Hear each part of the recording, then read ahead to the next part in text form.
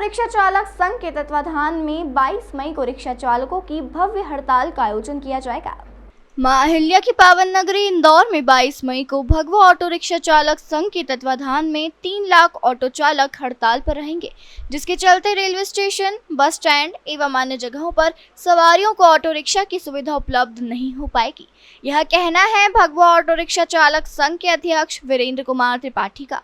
उन्होंने कहा है कि विगत 1.5 साल पूर्व हमने माननीय मुख्यमंत्री एवं गृह मंत्री और परिवहन मंत्री को अपनी समस्याओं का आवेदन दिया था, लेकिन इसका अभी तक कोई समाधान नहीं किया गया। चालकों ने अपनी हड़ताल की मुख्य 3 वजह बताई है। हमारी 3 मांगे हैं और ये 3 मांगे आज की नहीं है। 3 मांगे हम पिछले 1.5 साल से शासन प्रशासन से मांग रहे हैं। पहली मांग है इंदौर शहर में अवैध रूप से जो बाइक टैक्सी चल रही है उसको बंद किया जाए, उसका ऐप हटा दिया जाए। जो रेपिडो, ओला, जुगनू, मैक्सिमो ये 4-5 कंपनियों के ऐप चल रहे हैं। हमारा निवेदन है कि 2 व्हीलर से वो ऐप हटा दिए जाए। अगर ऐप हटता है तो बाइक टैक्सी बंद हो जाएगी। ना तो उनके पास परमिट है, ना उनके पास परमिशन है, ना उनका कोई ड्रेस कोड है और ना उनकी गाड़ी की नंबर प्लेट येलो है। यहाँ तक कि महाराष्ट्र की, हैदराबाद की, राजस्थान की मोटरसाइकिलें चल रही हैं बाइक टैक्सी के रूप में, जिनका आगे का नंबर कुछ और रहता है, पीछे का नंबर कुछ और रहता है। हमने कई गाड़ियाँ पकड़ी हैं और शासन प्रशासन को हवाले भी कराई हैं, लेकिन कुछ पैसे दे करके वो लोग गाड़ी छुड़वा लेते हैं और वो अपना काम कर रहे हैं, जिससे हमारे ऑटो चालकों का रोजी रोटी पे संकट आ गया। बाइक टैक्सी वाला आता है, ऑटो रिक्शा वाला 8-8 घंटे स्टैंड पे बैठा रहता है। बाइक टैक्सी वाला आता है, सवारी बैठाता है, चला जाता है। रिक्शा वाला मुँह ही देखता रह जाता है। जो बेचारा रोड टैक्स दे रहा है, जो गाड़ी का बीमा करके बैठा है, सरकार को टैक्स दे रहा है, उसकी रोजी रोटी की तकलीफ आ गई। दूसरी हमारी मांग है कि 2021 तक के पहले के ई चालान हमारे माफ़ किए जाएँ, क्योंकि 2010 के ई चालान बता रहे हैं पुलिस वाले, 2012 के ई चालान बता रहे हैं, 2015 के ई चालान बता रहे हैं। लिखित में कुछ भी नहीं दिया जाता, केवल डंडा राज चल रहा है। ऑटो चालक की गाड़ी ऐसी रोकी जाती है, उसके कागज़ चेक किए जाते हैं, कागज़ कंप्लीट होने के बाद नंबर प्लेट का फोटो खींचा जाता है और उसको बता देते हैं 15 ई चालान है, 10 ई चालान है, 18 ई चालान है। एक ई चालान 500-500 रुपये का। आप अगर 18 ई चालान आ रहे हैं तो 9,000 रुपये ऑटो चालक एकदम से कहाँ भरेगा? मजदूर आदमी है, ऑटो चालक मजदूर की श्रेणी में आता है। इंदौर शहर का इतिहास है कि 1953 से इंदौर में ऑटो रिक्शा चल रही है। उसके बाद हमारी तीसरी मांग है कि जो ई रिक्शा सरकार के द्वारा चलाई जा रही है, वो ई रिक्शा कोई 4 सवारी की परमिशन है। 8-8, 9-9 सवारी लटूम रहे, चारों तरफ चला रहे गाड़ी, कोई रोक टोक नहीं। पुलिस प्रशासन उनको रोकता टोकता नहीं है।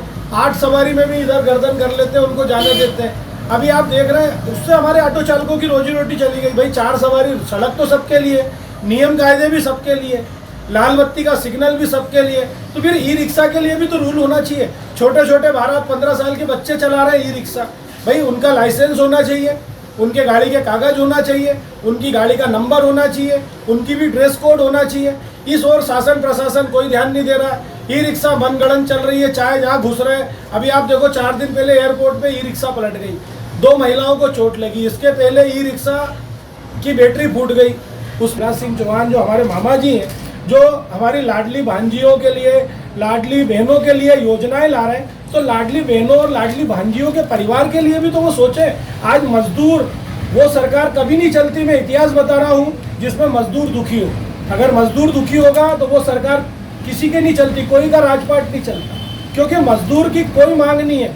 उसकी मांग है सिर्फ 2 वक्त की रोजी रोटी और वो उसका अधिकार बनता है। आज वो अपने घर को कैसे भरण पोषण कर रहा है, मजदूर आदमी वो जानता है। तो मेरा सरकार से भी निवेदन है, चूंकि मैं भारतीय जनता पार्टी का भी कार्यकर्ता हूँ, राष्ट्रीय स्वयंसेवक संघ का स्वयंसेवक भी हूँ। मैंने 50 बार आवेदन निवेदन 50 बार कर लिए साहब, कोई सुनवाई नहीं हो रही। जब हमारी सुनवाई नहीं हो रही तो आम पब्लिक की कैसे सुनवाई होती है? इसलिए मैंने ये मोर्चा खोला है। और ये मोर्चा इसलिए खोला है, जो इनकी अफसरशाही चल रही है, जो लोग नींद में सोए उनको जगाने के लिए, कि ऑटो चालक चिवन बाग मैदान पर 22 मई को अपनी ताकत दिखाएगा। 30,000 ऑटो चालक उस दिन हड़ताल रखेगा और एक जाजम पर इकट्ठा होगा। और अगर हमारी सुनवाई सरकार ने 1 घंटे के अंदर नहीं करी तो हम उग्र आंदोलन करेंगे। चाहे हमको जेल भी जाना पड़ेगा तो हम जेल जाएंगे, चाहे हमको चुनाव का बहिष्कार करना पड़ेगा तो हम चुनाव का बहिष्कार करेंगे। आने वाले 2024 में किस प्रकार से देखते हैं, क्या चुनाव पे फर्क पड़ेगा इस बात? बहुत फर्क पड़ेगा, बहुत फर्क पड़ेगा। मैं फिर कह रहा हूँ कि जिस शासन में, जिस सरकार में अगर मजदूर सुखी नहीं है, वो सरकार कभी नहीं चलती। वही सरकार पलट जाती है। आप देख सकते हैं इंदिरा गांधी ने इमरजेंसी लगाई थी, इंदिरा गांधी के तख्तो-ताज उलट गए थे, इंदिरा गांधी की सरकार गिर गई थी। तो ये इतिहास है हमारे देश का। इस देश के अंदर वही शासन कर सकता है जो मजदूरों को 2 वक्त की रोटी दे सके, जो मजदूरों को व्यापार दे सके, जो मजदूरों को हक में आवाज़ उठा सके। तो मेरा निवेदन है माननीय मुख्यमंत्री जी से, माननीय सरकार से और प्रशासन के सभी अधिकारियों से, आला अधिकारियों से कि आप गरीब आदमी का शोषण बंद करो, उसके लिए 2 वक्त की रोजी रोटी का इंतजाम करो। बस हमारी यही मांग है आपसे। जो 22 तारीख की हड़ताल है वो 1 दिवस ही रहेगी कि उसको और आगे भी बढ़ाया जा सकता है नीति को देखते हुए?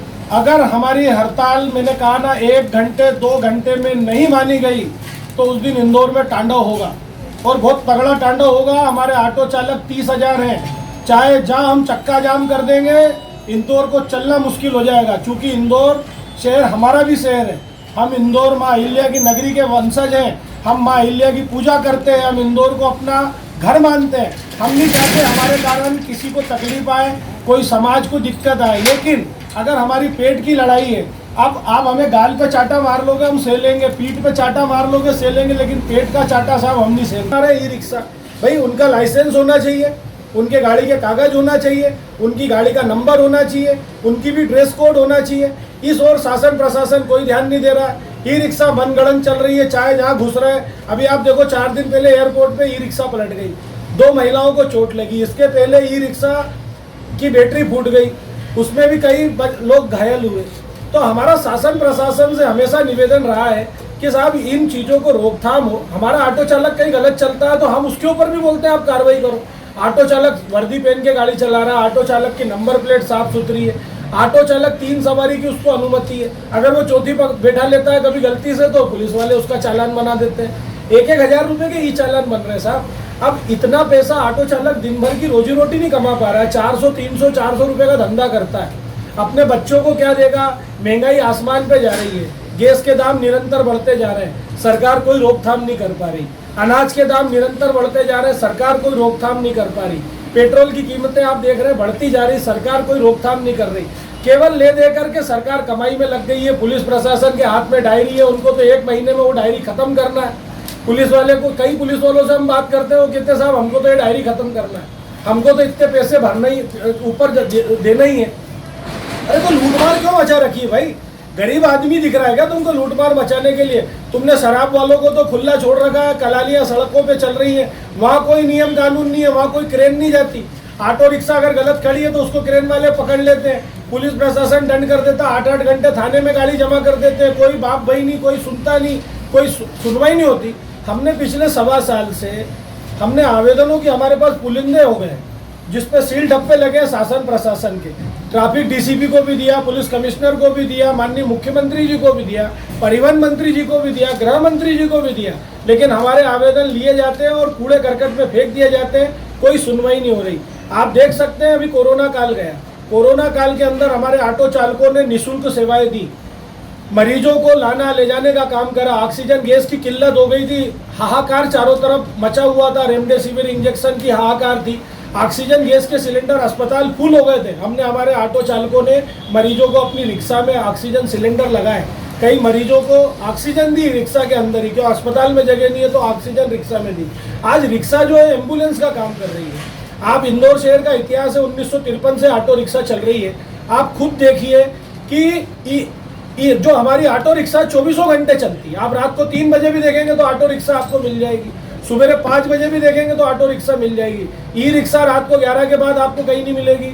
आपको सिटी बस जाम कर देंगे, इंदौर को चलना मुश्किल हो जाएगा। क्योंकि इंदौर शहर हमारा भी शहर है, हम इंदौर माँ अहिल्या की नगरी के वंशज हैं, हम माँ अहिल्या की पूजा करते हैं, हम इंदौर को अपना घर मानते हैं। हम नहीं चाहते हमारे कारण किसी को तकलीफ आए, कोई समाज को दिक्कत आए। लेकिन अगर हमारी पेट की लड़ाई है, अब आप हमें गाल पे चाटा मार लोगे हम सह लेंगे, पीठ पे चाटा मार लोगे सह लेंगे, लेकिन पेट का चाटा साहब हम नहीं सहन करेंगे। मेरा नाम वीरेंद्र कुमार त्रिपाठी है, मैं भगवा ऑटो रिक्शा चालक संघ का अध्यक्ष हूँ और अध्यक्ष बाद में हूँ। मैं उन मजदूर भाइयों का भाई हूँ सबसे पहले, जिनके घरों में आज चूल्हे बंद हैं। मुझे बहुत पीड़ा हो रही है जब मैं उनके घर देखता हूँ, जाता हूँ, जब उनके घरों में राशन नहीं रहता, उनका परिवार, उनके बच्चे कैसे स्कूल जाए, कैसे पढ़ेंगे और कैसे इस देश का भविष्य सुधरेगा।